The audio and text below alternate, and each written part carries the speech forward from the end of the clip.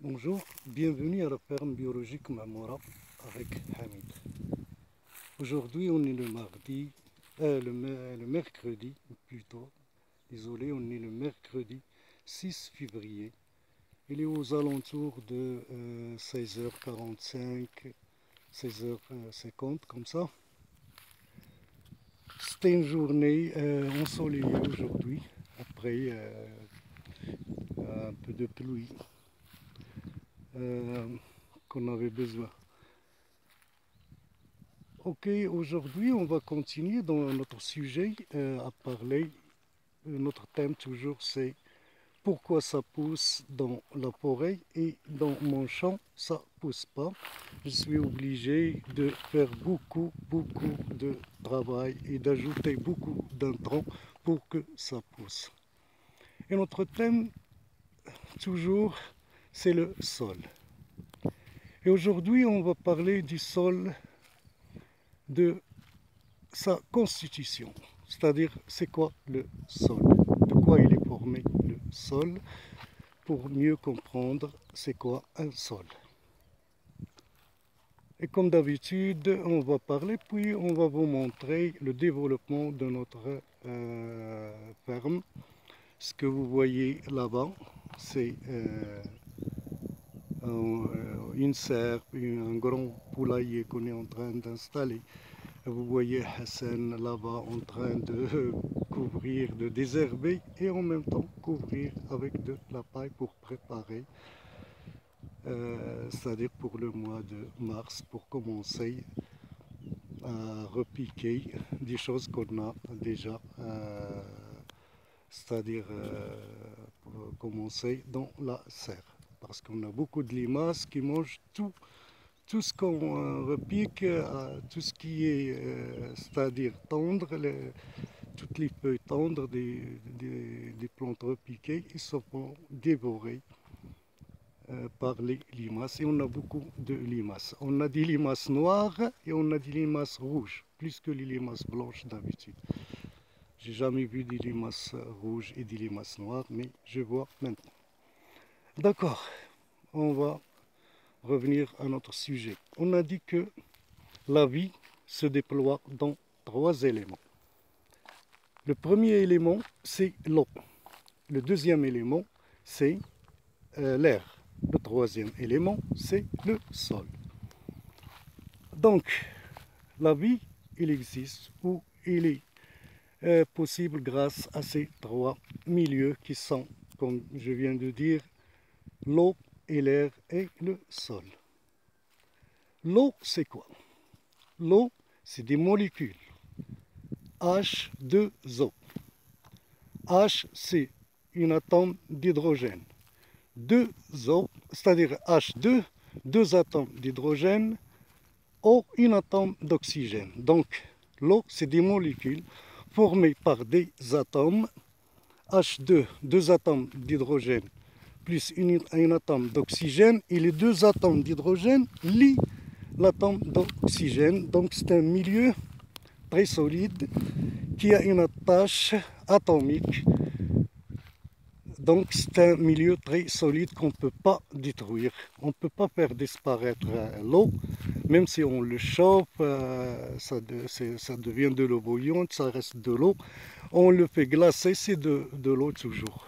Donc, mais on peut le polluer. On peut polluer l'eau, parce que on sait que l'eau est polluée grâce à beaucoup de choses. Okay. Donc, l'eau, retenez bien ça, c'est des molécules formées par des atomes, ils ont une attache atomique. On va passer au deuxième milieu qui est l'air. L'air, c'est l'énergie, c'est les gaz que nous respirons. Aussi, c'est des molécules. CO2.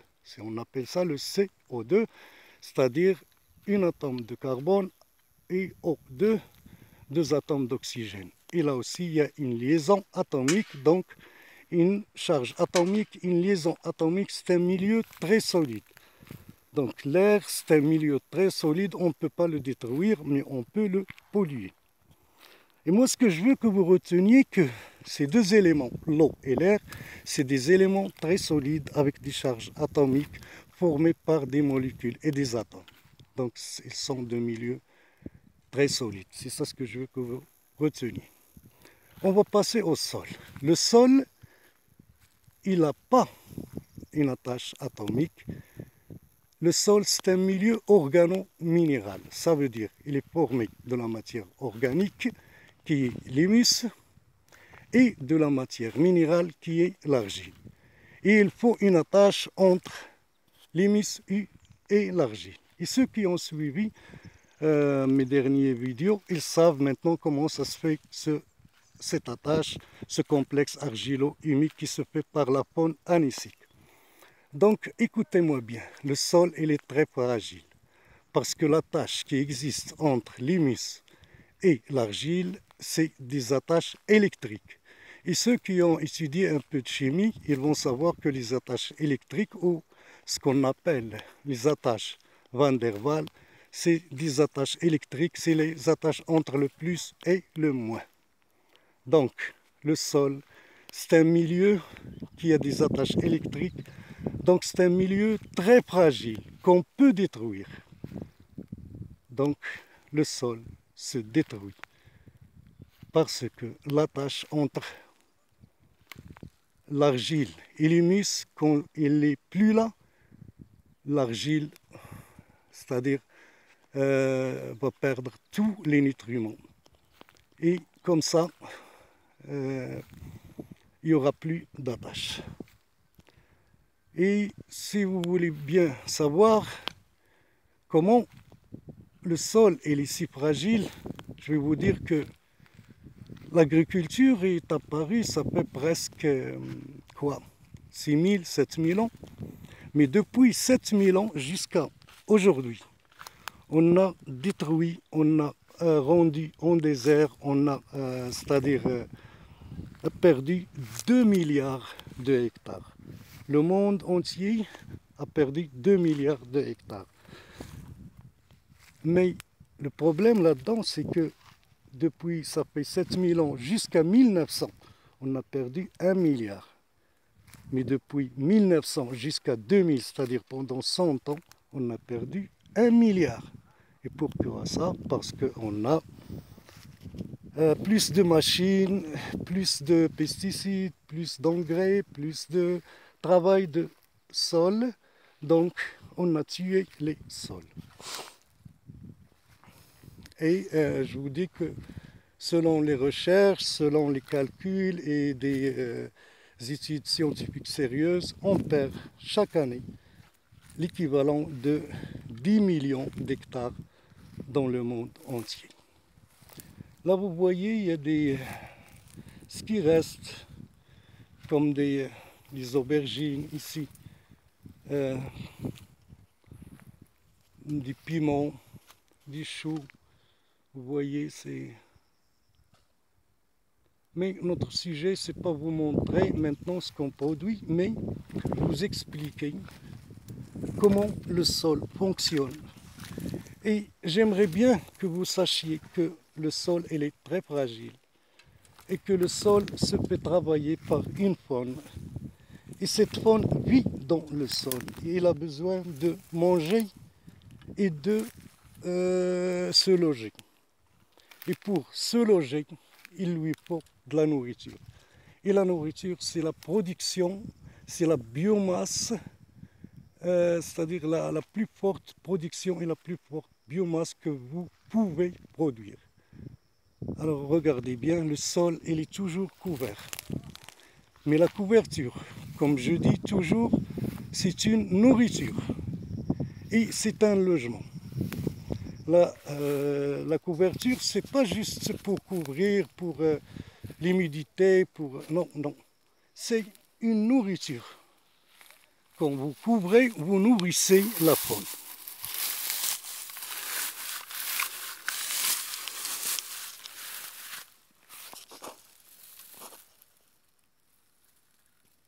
Donc, c'est une nourriture. Ça commence à se décomposer. Vous voyez, c'est de la paille et c'est des résidus de plantes qu'on a laissées monter en fleurs. Parce que quand ça monte en fleurs, il gagne plus de carbone.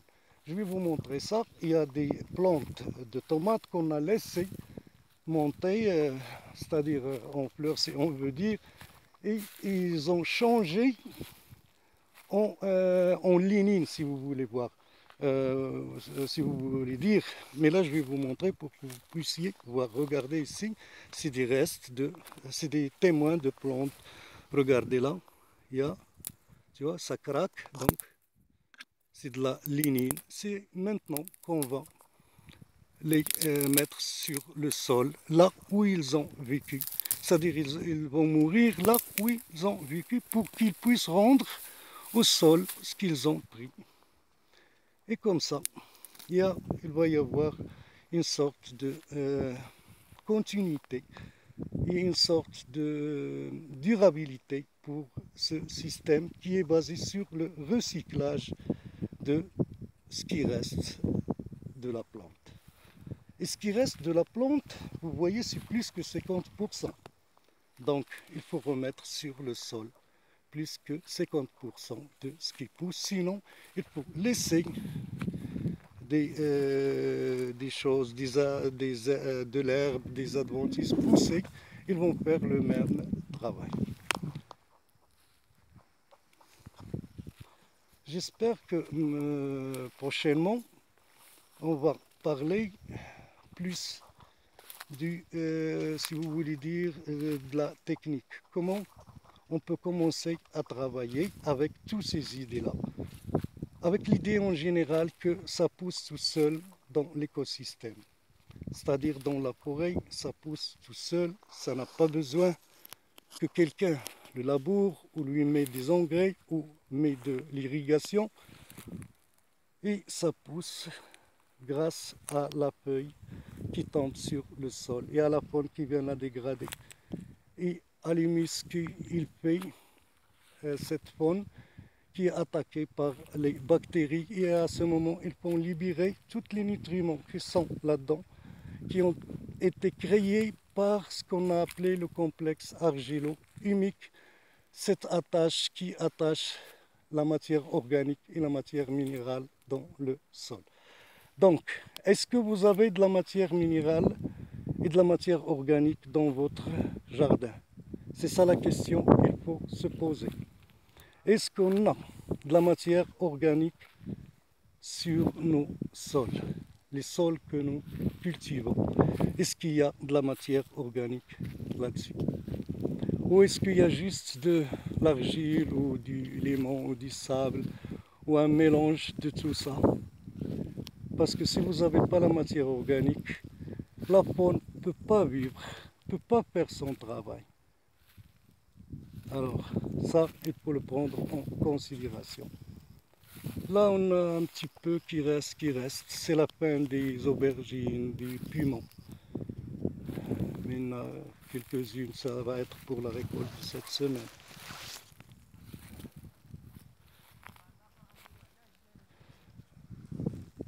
Là-bas, ils sont en train de, comme je l'ai dit, pour le poulailler, ils sont en train de l'agrandir.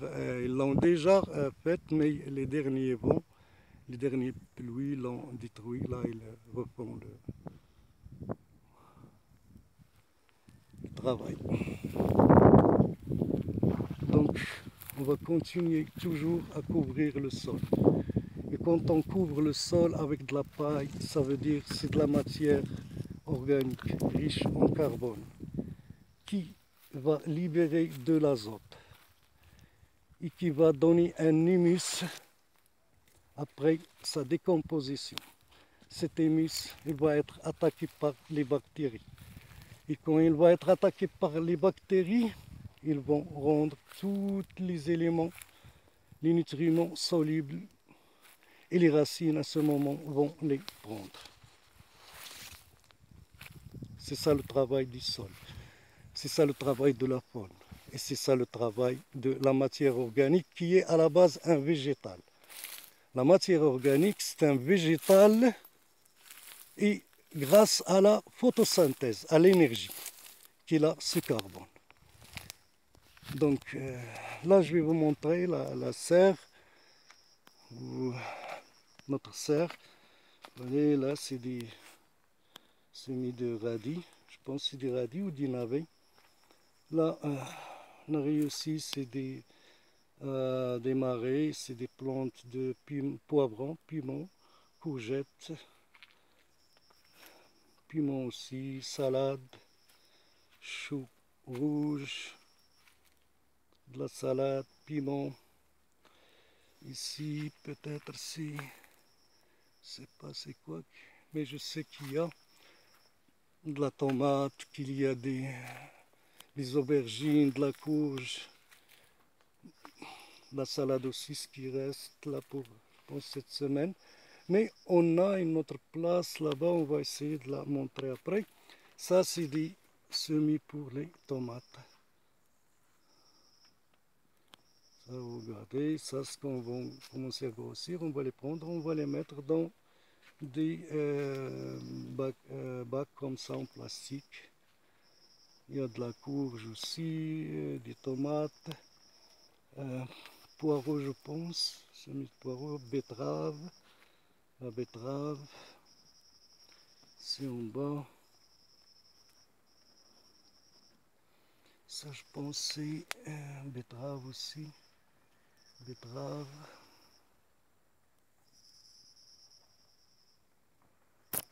Donc ça c'est notre serre, on a commencé le semis, on essaye pour cette saison de faire la plupart de ce qu'on peut. Ici c'est une technique qu'on a essayé, c'est une cloche, on va voir. Est-ce que ça va? On va parler de ça une autre fois. C'est surtout pour les limaces. C'est du semis de betterave à repiquer. Puis il y a même de la, c'est des oignons, ce qu'on voit ici, des oignons. Donc tout ça c'est ici aussi. Ici il y a des plantes de tomates. Vous voyez, c'est comment ça grandir. Donc on a réussi à avoir des tomates à ce moment. On va voir. Peut-être on va voir les tomates avant les autres. Donc, sur ces images, je vous dis à la prochaine vidéo. Et merci pour votre attention.